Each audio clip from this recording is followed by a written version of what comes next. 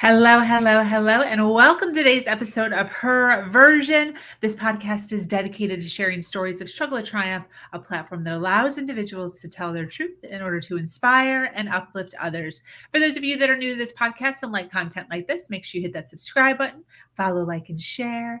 I am your host, Sabrina Victoria. Let's jump right in.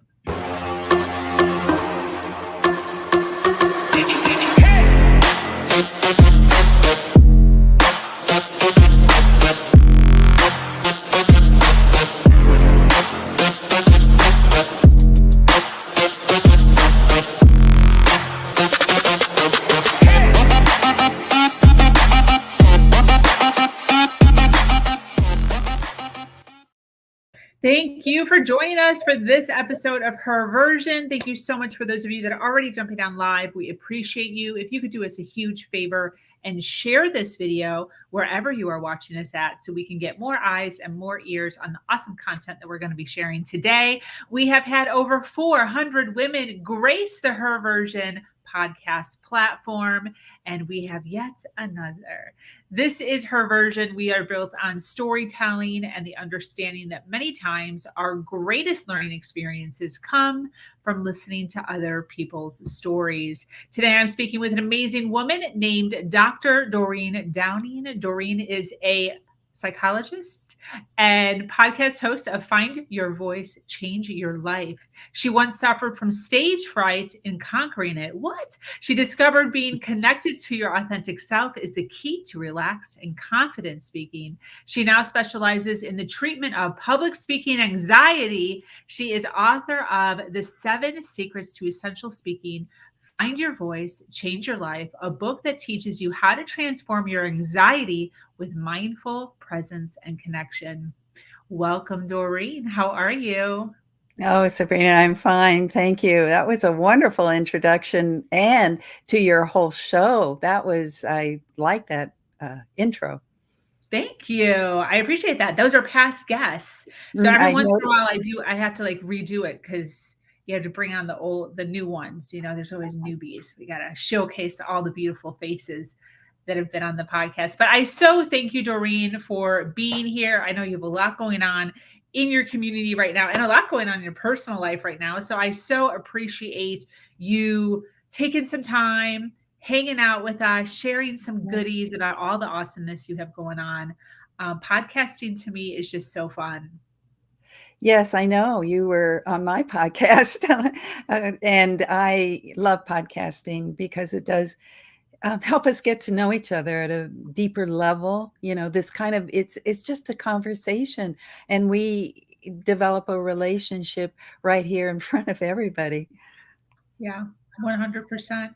So I would love to jump in. This podcast is all about storytelling, and I would love for you to share a story that changed your life, a story of pivot, a story of, a journey that you've been on, and, the difference between then and now, what the pivot was, and, what you've learned from your journey. Oh, I could go in at any point along that journey, like when it started, which is actually a deeper self-disclosure. So I think I'll start with something that I think the people who are listening today might relate to is the fact that I already had a business. I was successful. I was PhD in psychology from the University of California, Berkeley. Hello, I was pretty proud of myself. And I hid that I had stage fright. And as long as I was with just one person in my office, it was easy. I'm a great listener. That's my gift, I think, is being able to provide a safe space for people to explore and discover themselves. But there was a way in which put me in front of even 5, 6 people. It was a heart beating way too fast. My ears would close up, my throat would choke, and it was hard. It was really, really, really hard to speak. So I had terrible anxiety, and I was able to hide it. Basically, that's the story. And I know I've worked with lawyers of all things that have to go into court. I've worked with VP of sales who has to show up every week to give a report. So people who find me are those who are hiding the fact that they have stage fright. Do you know where that stemmed from? Has this been Yes. forever? Did something happen? Okay, that's the deeper story. All right. Well, I mentioned it and now you're mentioning it. Okay. Yes. Yes. Yes. And in fact, that's what I do in my work, in my coaching with people, is to go to what's underlying that anxiety. For me, it's not just go out and do it anyway, feel the fear and do it anyway. I like to get down way where it started. And because I'm a psychologist, usually I can find some early incident where it feels like people lost their voice or that was never welcomed in. So in my case, my story is that my grandmother took care of us, my sister and me, when my mother went into the hospital. Actually, she was in and out of the hospital. She had bipolar depression. So actually, she went to a mental at the time they called them mental hospitals. And so that my grandmother, when my mom would come home, would do this: be quiet or your mother's going to go back into the hospital.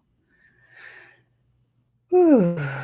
So here I am, little 5-year-old girl, trying to be small and quiet and not, disturb my mother. I didn't want her to go away. So that would be, I just kind of felt it myself right there.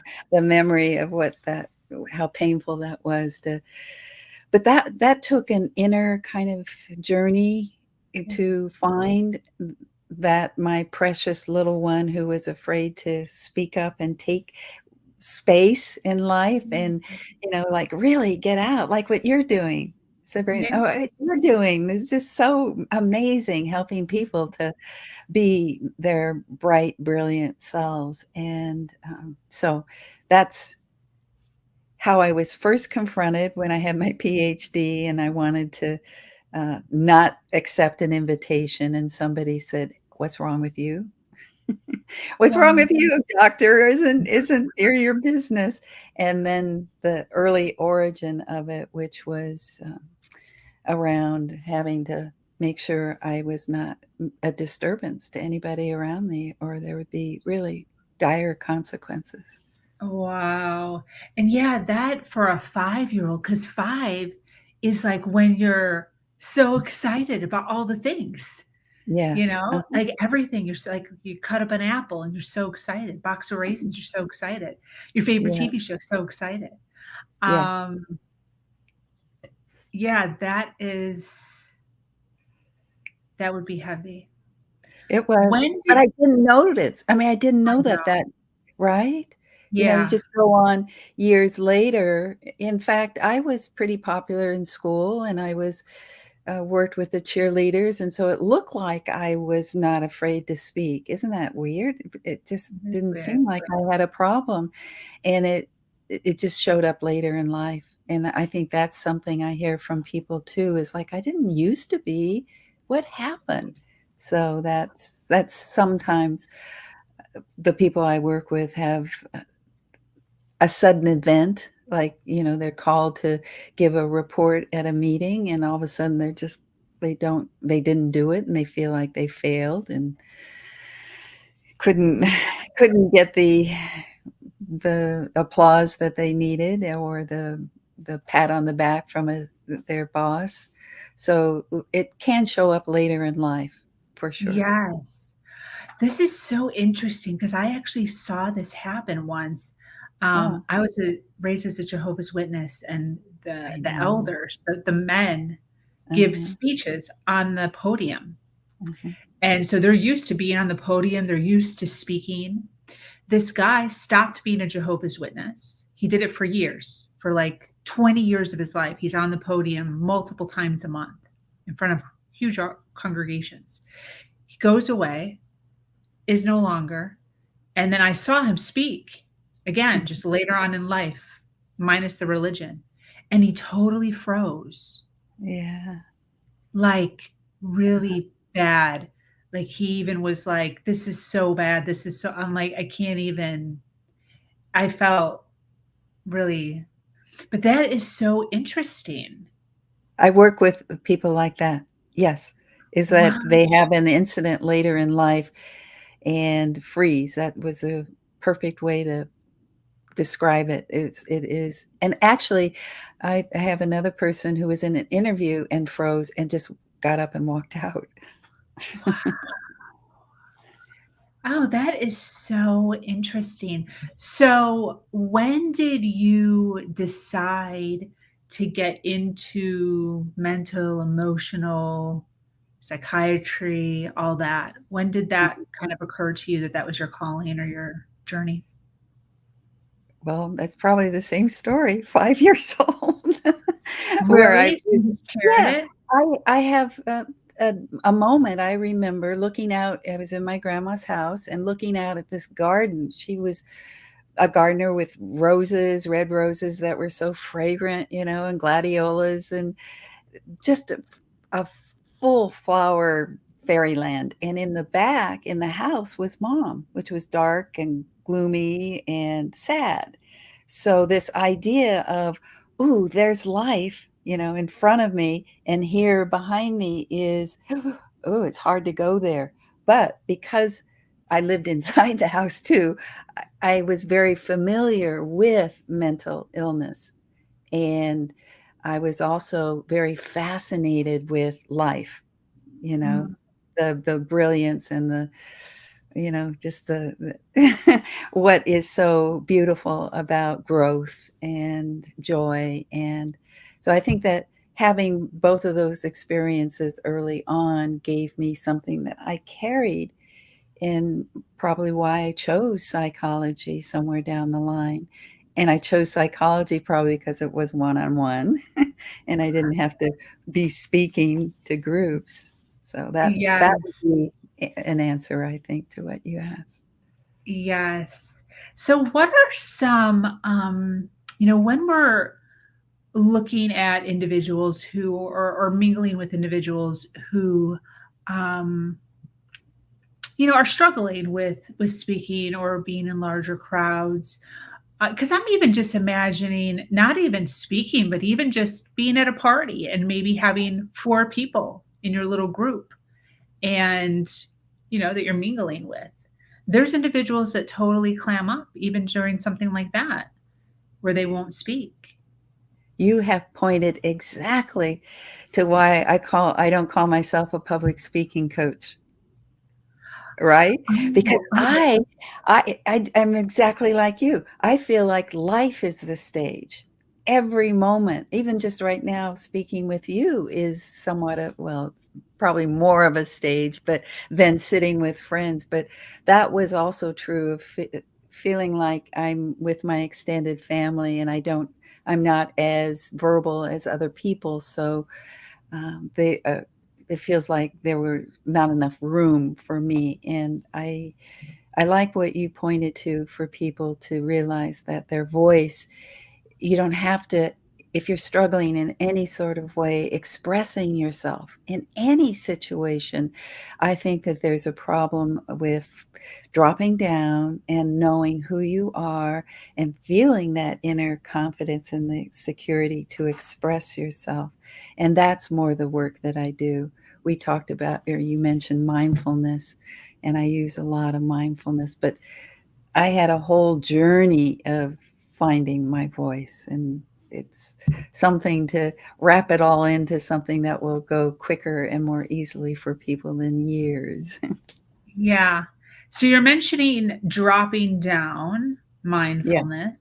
Is there, we have an audience, we have people listening live. Hi, thank you for being here and for hanging out with us. We appreciate you. If you are watching us on the replay, if you could hashtag replay wherever you're at, so we can send you some love a little bit later in the day or week.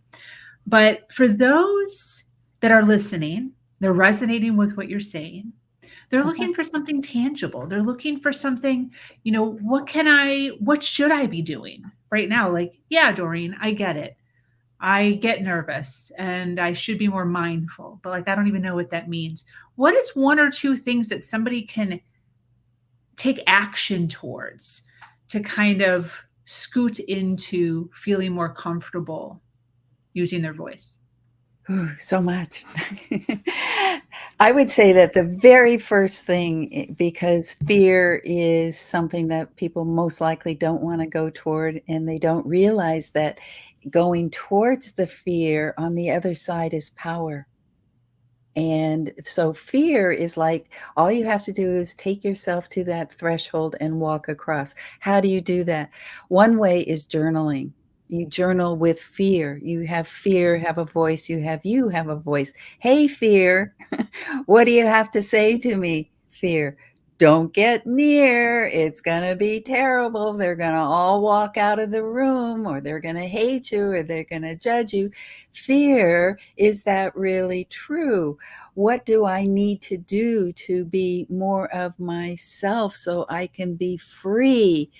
You'll never be free as long as I'm around. So the kind of back and forth of talking it out with, but it's the beginning of facing it, facing fear and the neurosciences, I'm pointing to the front of my head and the back of my head at the same time, that this is wiring is different than this part of the brain, the wiring, right? The lizard brain, the hind brain, the primitive brain, whatever we want to call it. But this idea that you can just say to yourself, hey, calm down, is usually it's not as powerful. So that's why I feel like dealing with where fear is, which is in the back of the brain, by turning around and saying, okay, fear, what's with you? Huh? What the heck? What are you doing? Things like that. I think first is working with the fear. And I have all sorts of angles of working with fear. And I won't go into all of them now because there's so many. As a psychologist, I'm trained to deal with fear. Facing fear is the first step. And I think the one would be dialoguing, and the other would be comb back, take a fine tooth comb like I did with my life, and see if there's anything that just pops about perhaps, where you felt like you didn't have a voice. And that could be the beginning, could be a source. I know, Sabrina, you've talked about being Jehovah's Witness early on, and how that just, you had to kind of scoot yourself into a little role and not be your true self early on. So there you go. I love that visual of a fine tooth comb. I can totally visualize that. And like where it gets stuck in the knots. Yes. Like I'm thinking of my hair trying to run go through it. Yeah. That's a little bit of a nightmare. But yeah, that's a great analogy there. And as far as then after fear, because you were asking, well, people hate people, you want some tips. I know that, but it's actually a learning journey. So not being afraid to do that self-exploration, because really where we end up is the brilliance. And that you have to like go through the bumps and the rocks, but especially if you pick somebody like our community here, the Her Nation, and you, Sabrina, that I know you are brilliant inside is what we I was going to say preach, but what we advocate for people is that if you stay on the path of self-discovery, you will discover, and I call it the essence of who you are, the jewel. Absolutely. What are some limiting beliefs that you yourself have had to confront throughout your journey to get to where you are now, mentally, emotionally? I would say that it's a belief, and I hear it a lot, that this is what people believe, especially being introverted, is, oh, it's just the way I am. I'm just shy. I'll never be good at speaking up. Other people are better at it. So I've said several in the same theme, that I think, are mindsets and belief that you don't have what it takes to, I'll go again, drop down and discover inside the sensation of having a voice that resonates up and out and reaches people, because you've got more truth coming out because you know yourself. So I would say that would be it for me right there, is the relaxing down in that inner discovery and believe, and the mind that is, I'm not enough, that's not true, or I can't, I'm just that way. I've always been that way. As far as I can remember, I've been afraid of speaking. That's what change is about, isn't it? I think that there's a lot of I guess questioning around whether or not everybody gets a little nervous before getting on stage. Like, what's normal? What's successful? So, like, either me and myself have never gone through training, or somebody who has gone through your entire, training or process. Does fear of speaking, does a little pitter patter ever go away? What is success? What should we actually be feeling when we're up in front of people or in big crowds? What's normal? I love your questions. These are such good questions for people to hear. That when I work with people, want to get rid of fear. They just want to get a baseball bat and knock it out of the park, knock it out of their body. And there's some value in the way our bodies are wired. And I think the problem is that people have too much of that adrenaline. They haven't learned to self-regulate yet. And so that the idea of having a little bit I know that people say anxiety is actually excitement, although the people I work with say, that mindset may be good for others, but physically it's not for me. Excitement, they say, no, it's fear. So I do try and work with that mindset, but so far I have found that that's really a tough one to break through. So instead, let's learn how to, what I said a few minutes ago, let's learn to have a relationship with fear. What about if you go, hello in there, little one, you're so scared. What's so scary?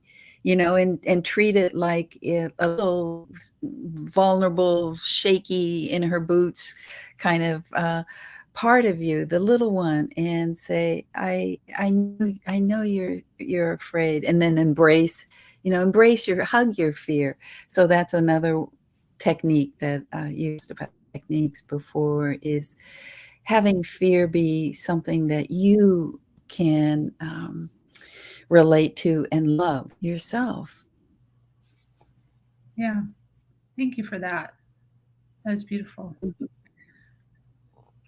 The podcast here, her version, predominantly speaks to females. So I want to ask, and I remember seeing this quite a bit in corporate America, females who seem to be good leaders, great with teams. However, their fear of, speaking to a large crowd kept them from excelling in their position, or, yes, going up the ladder, I guess. As far as this goes, should somebody just dive in?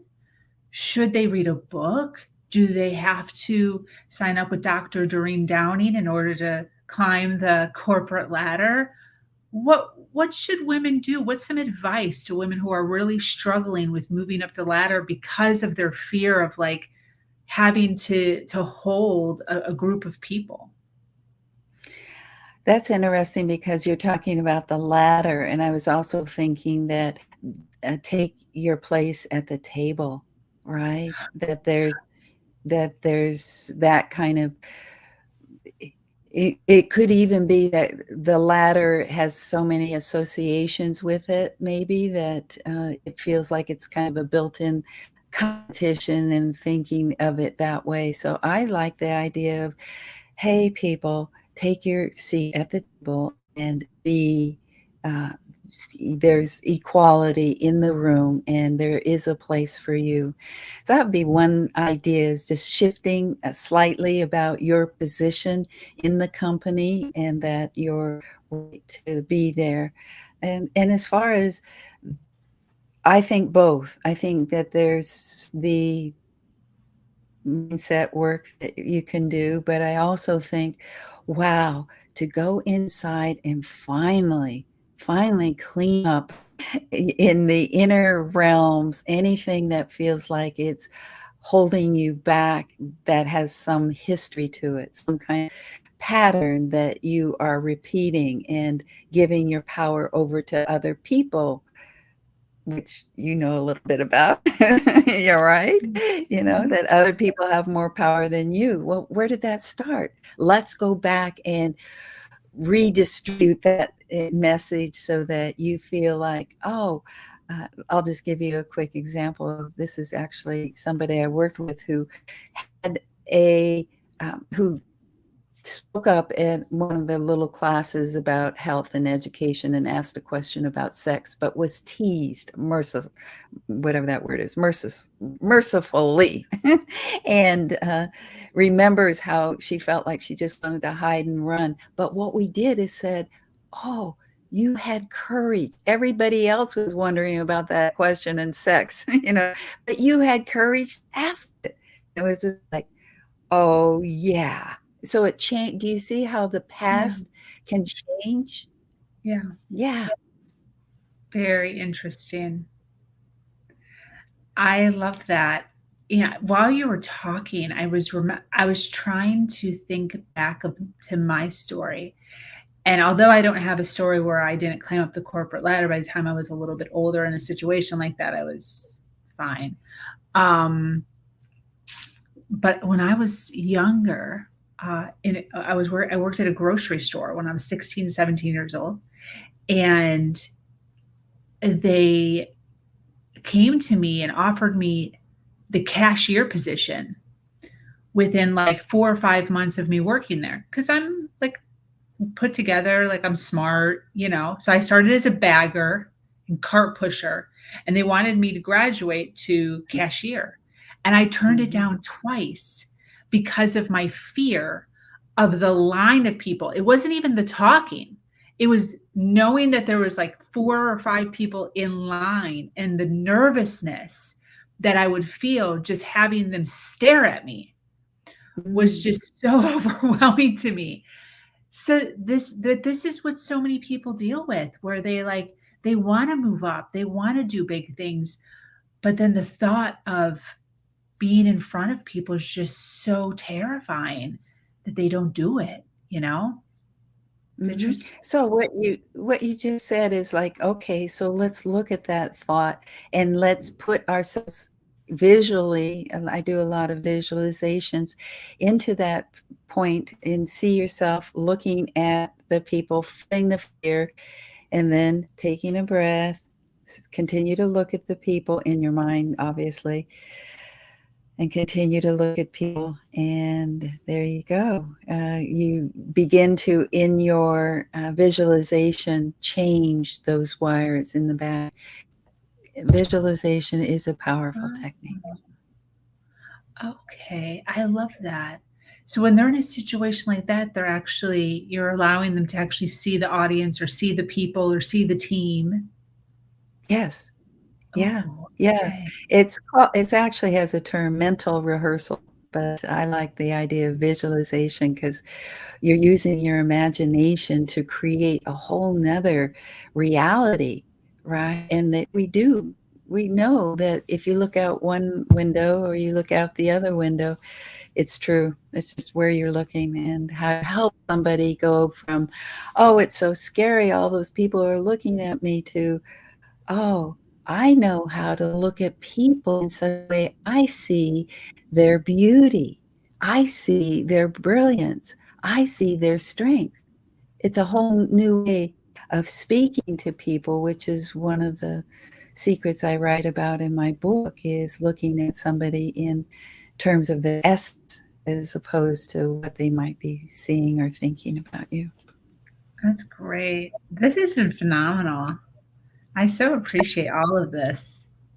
And it's given me a few little insights on my own story too, just kind of thinking back. So this is great. So obviously we have, people here hanging out. They're resonating with all the goodness that you're sharing. If somebody wanted to reach out to you, if somebody wanted more information, if somebody wanted to know who you work with or what exactly you do, can you explain? Well, let's see. Yes, I work with individuals. That's what I was trained to do as a psychologist. So, but now more specifically around speaking anxiety. And usually people call it public speaking anxiety, even though it might be sometimes called social anxiety, just being with friends or a group of people and even sometimes family. But it's a way in which I help people in a safe inner journey to go through fear, come up against fear with all the techniques I have, and then anchor into the essence of who they are and use mindful techniques. And that be still is the very first technique I teach. I teach anxious people how to be still and Yeah. you find their voice. And the second is be present. And then there's a whole series of them, and Doreen7secrets.com. I think you might have a link where I people can download it, and it's a bookmark where they can get all seven secrets. Yes. Yeah, I believe that's in the clickable link. As far as social media, where can people follow you? Where do you hang out at the most? LinkedIn and Facebook. Basically, I actually have a VA who helps on Instagram, but I'm not as active there. But so Facebook and LinkedIn. Awesome. And what are your big dreams for you and your community? For myself, Sabrina, I just actually I read my own book. I just finished reading my own book, and it's on Audible now. I did all the processing of it, and it can be found on Amazon. Of course, the book itself and a Kindle. Now I got audio. Oh, I And love so that. that's big. And I'm also doing 90-minute workshops, the Find Your Voice, Change Your Life workshop. And the next one will be March 23rd, Thursday, 90 minutes, Pacific noon. And that's ongoing monthly workshops that I do, the Find Your Voice, Change Your Life workshop. And of course, the podcast that you were on, Find Your Voice, Change Your Life podcast. Yes. Why do you do what you do? Oh, you're going to make me cry. Oh, not that you make me cry, but you just open up that deeper kind of, I think we go all the way back to the beginning is when I saw people who suffered, which was my mother. And then I also saw what was so beautiful, and all she needed to do was cross over the front door threshold, and then there was like beautiful growth and life outside. So I think that's my why. Beautiful. Well, I Uh-huh. so appreciate you being here. So appreciate you hanging out with us. Any closing thoughts as we start to wrap up?